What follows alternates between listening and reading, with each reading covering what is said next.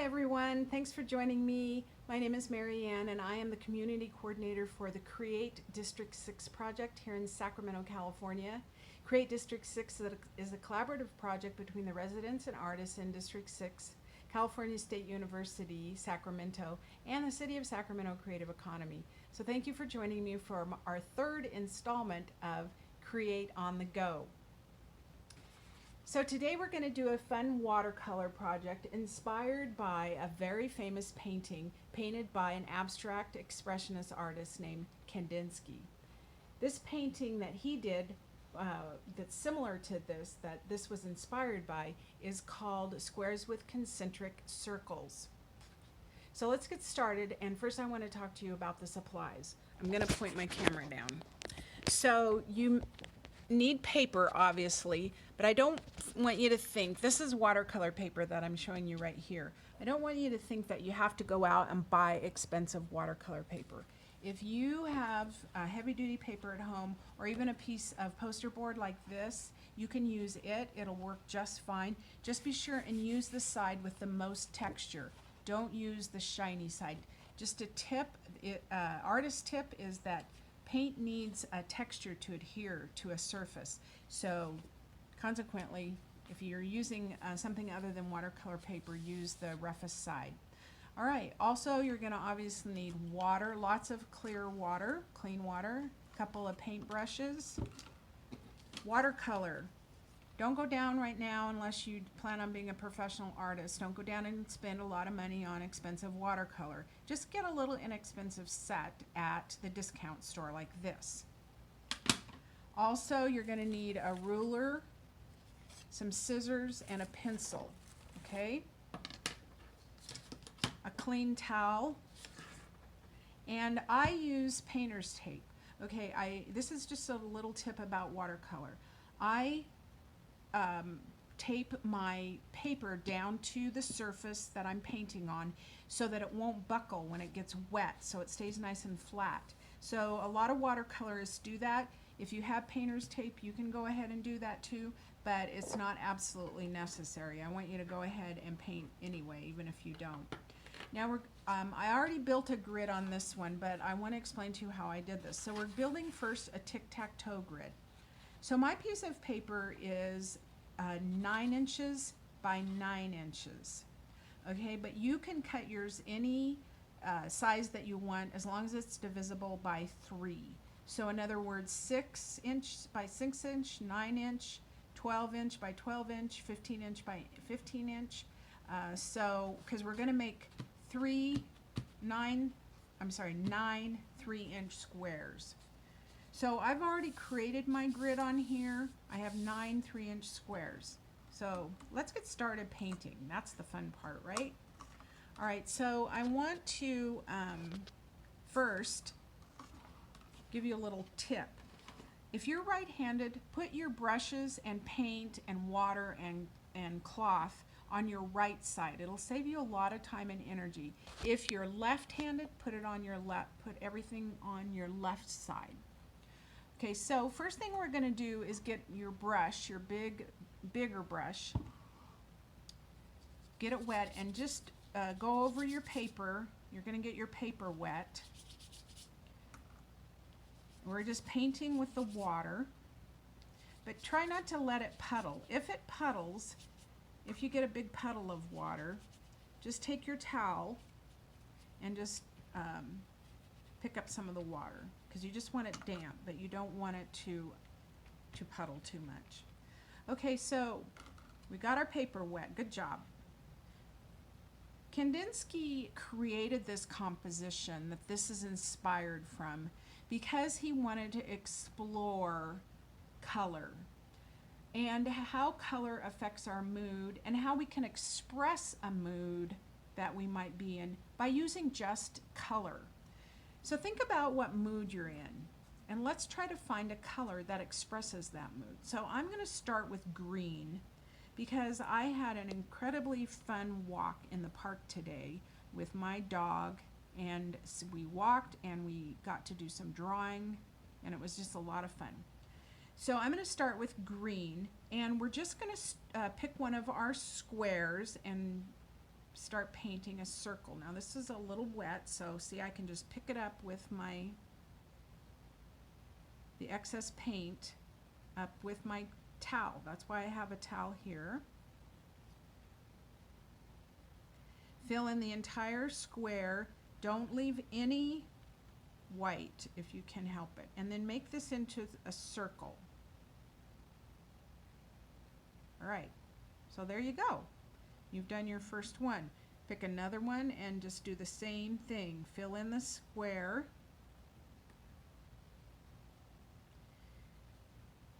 Paint it and then make a circle.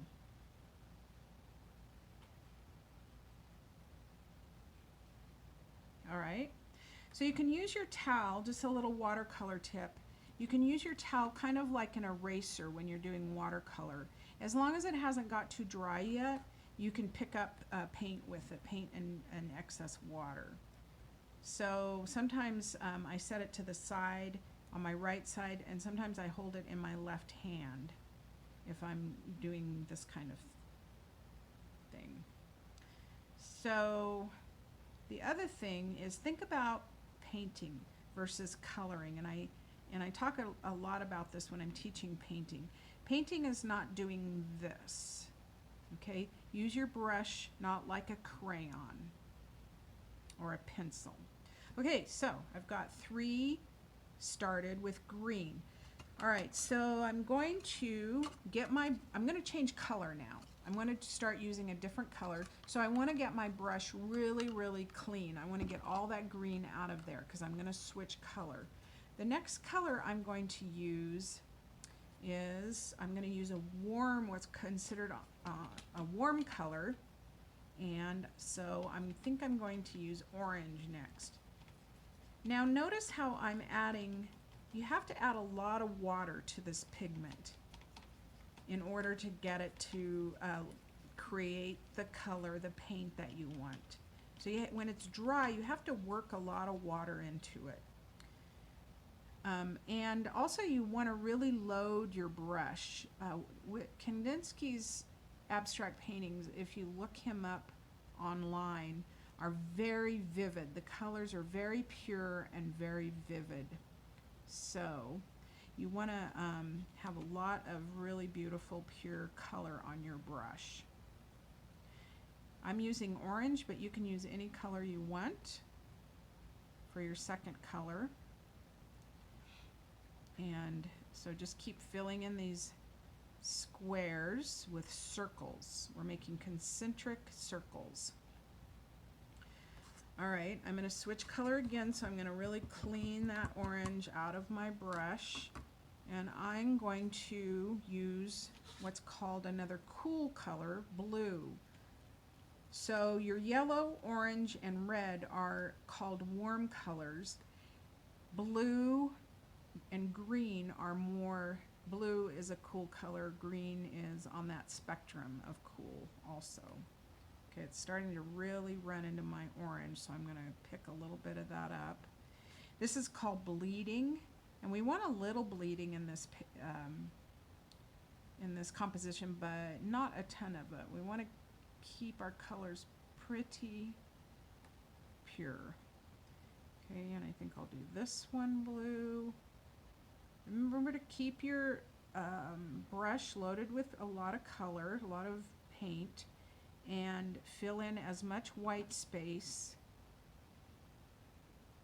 Go ahead and cover your paper really, really well, so you don't have any white paper when you can't see the white paper. Okay, so see how I'm just making circles here. It's so much fun and it's really relaxing. I'm going to put a little bit of blue on my with these green ones. I'm going to make my next circle blue. So see how that just makes a beautiful, the blue and the green side by side mix a little bit there, and it makes a beautiful, beautiful turquoise. I'm going to put one over here. Okay, so we're making progress. Good job. Okay, let's switch to another warm color. I'm going to switch to red now, so I'm going to get all that blue out of my brush. Now if I'd left the blue in there, it would have made a mess in my red, but it would have made also really beautiful colors. So if I'm going to mix, if I mix the color red with the color blue, I'm going to get purple, right? So we're going to try that. We're going to think like Kandinsky, and we're going to see what different colors we can make here. So it's also interesting the way color is affected by light. That's another thing the expressionists were studying, how light affects color, how other colors affect color, and all those different things about color. So they wanted to express emotion using just the color and these shapes versus something representational. So you won't, in an abstract painting, such as what Kandinsky did, you won't see a lot of, in his early paintings, you'll see a lot of representational things like things that you'll recognize, like people, animals. But in his abstracts, in his later paintings, you won't see that. Okay, I'm going to add a little more warm red to this warm orange. Isn't that pretty? Okay, we're making good progress here. How's yours doing? I hope you're liking it and having fun. It's going to be very relaxing. I'm going to talk to you a minute about using a paintbrush while we're painting here. I want you to be very, what is called in the professional world, very painterly. So with the paintbrush, we're not drawing and we're not coloring like with a color crayon. We are painting. So think about that when you're using your paintbrush. Think like a painter. Don't color. Don't be real hard on the surface like if you were trying to fill this in with a color crayon. Okay, look, I got one done. Yay! So that's exciting. So I'm going to go over this red a little more. As your watercolor dries, you can put another layer of color on it, of pigment, and it'll make it more vivid. I got to figure out what I'm going to do with for my second color with some of these. I think I'm going to do something completely radical here and use a little purple. I love purple. I think I'll put some purple right here. This is really dark. Woohoo! Got a lot of pigment on there. That's beautiful. Okay, so I have my first one done. And that's bleeding a little bit. I don't want it to bleed too much. It was a little too wet still. Oops. Have to be kind of careful with this. I would strongly suggest that you just have fun with this. Don't take it too serious, like I said earlier. Have fun and experiment. Do 2 or 3 of these and you'll learn something new with each one. And just have fun with it. You'd be surprised what a beautiful painting you'll end up with just with these shapes and colors. And I think I'm going to put a big glob of purple right in the middle. Oop, that was a little too wet. Sometimes you can tell when it's wet it'll do that bleeding, so I just go through and pick up some of the color and try to sop up some of the water with my handy dandy towel here. All right, clean all that purple out. I think I'm going to put some yellow with this red. Now if I mix yellow and red, I'm going to get another warm color that, ooh, wow, I have too much. That's what happens when you don't clean your brush out really well. You end up with muddy paint. If your water starts looking muddy, change it to, go get some clean water. There, that's better. So back to color theory and putting colors together. If I put yellow and red together and mix it, I'm going to end up with orange, correct? correct. Oh, and if I mix yellow and blue together, I'm going to end up with green. There you go. So if you look at the borders here where your colors are blending, you'll see some of that orange, and over here you'll see some of the green. So it's kind of fun to just get a piece of paper and start putting color on it and see how you can saturate and get different colors by mixing other colors. And if you mix a bunch of colors together, you're going to end up with brown. Especially if, for instance, with this one, I just did, if you mix orange and blue together, you'll really end up with brown. Which is okay, but and a way to get brown if you don't have it in your paint set. Okay, we've got a couple of them done now. This one is, I'm going to sop up some of that paint. It's starting to run too much, and a little red here. So make it a little bigger there. I'm going to do the same thing to this one. So watercolor, like I said earlier, as it starts to dry, you can just keep layering it, and you'll get it'll get more vivid, layer on top of layer. But I'm doing this rather quickly, so for the sake of time here. So that's why I'm not giving it as much time to dry in between layers as I would if we weren't trying to save some time here. So there you go, and I'm just going to fill in the centers of these couple right here, and I think I'm going to do that with red. Next to this cool purple and green, I think red will look really cool. Look at that, isn't that fun? Okay, put red next to this yellow. All right, nice work, you're done. Oh, nope, I missed one, whoops. What should we put in there? How about another cool color? I love putting purple and green together. I could just paint, I have to be careful because I can just paint completely with cool colors, and I'm really drawn to things that are painted with lots of cool colors. Okay, I'm going to go over this orange and red a little bit. So just go through and figure out what needs a little more touch up, what you want a little more color on. So just keep working it until you get these nice looking fairly pure color circles. There will be some blending. That's okay. That's what makes it kind of fun and exciting.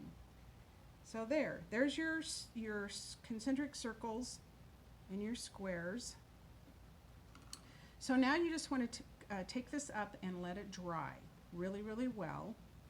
And I'll show you how this painter's tape, lift it up very carefully, and it'll create a nice little border around your composition. Look how cool that little border is. So I'm going to move this one, and I'm just going to set it aside and let it dry. I want to show you what we're going to do next after it dries, and I've done one here already, so I can show that to you. Okay?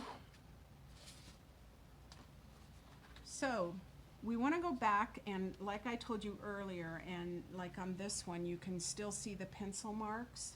We want to go back and we want to darken those pencil marks, okay, and create some more visual interest in this piece by adding some dots and some outlining some of the circles. Now Kandinsky was studying to be an attorney, which I think is really interesting, and he was also, so he was studying law and he was studying finance before he decided to switch and become an artist. So I'm really happy to know that he did become an artist, because otherwise we wouldn't have all the some of the beautiful work that he did. So you can do this like this with your straight edge, some black paint, and a paintbrush. Or you can just get out your Sharpie and do it that way.